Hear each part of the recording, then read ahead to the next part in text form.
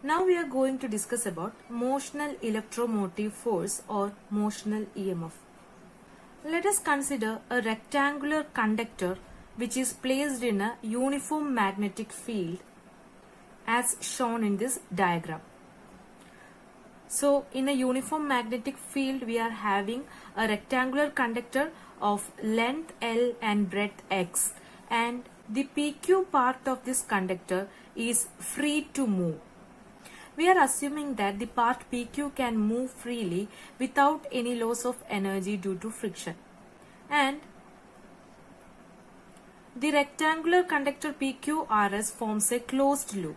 Now here the magnetic field in which the conductor is placed is a uniform magnetic field, and we are not going to change the magnetic field strength.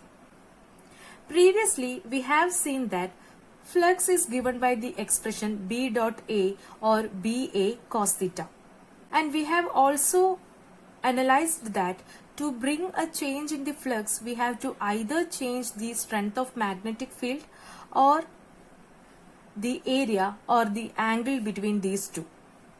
And in all the previous cases that we discussed, that even in the experiments of Faraday and Henry, we have seen that all the cases flux was changed by changing the strength of magnetic field.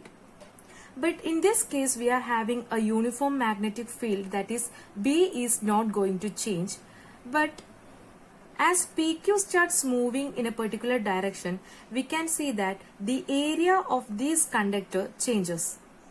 The flux associated with this conductor can be written as B into A, and which can be written as B into length into breadth, which is X.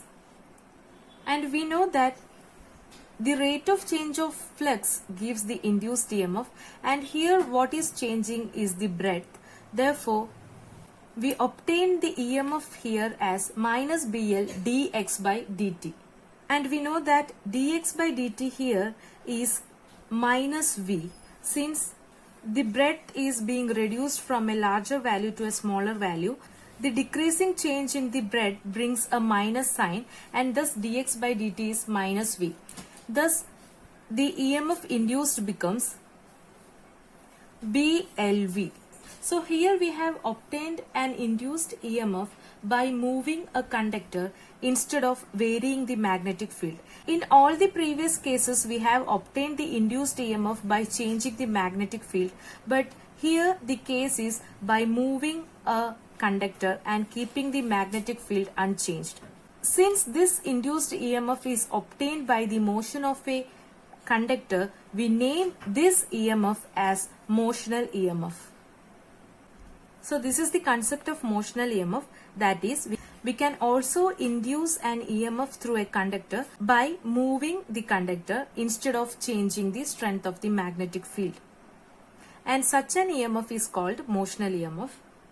Now this expression for motional EMF can be also obtained by invoking Lorentz force. We know that a conductor has free charge carriers in it. We know that a charge moving with a velocity v in a magnetic field experiences a force called Lorentz force, and which is given by the expression F is equal to QVB.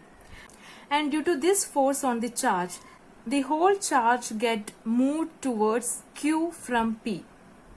All the charges present in this conductor will experience the same force QVB and move in the same direction.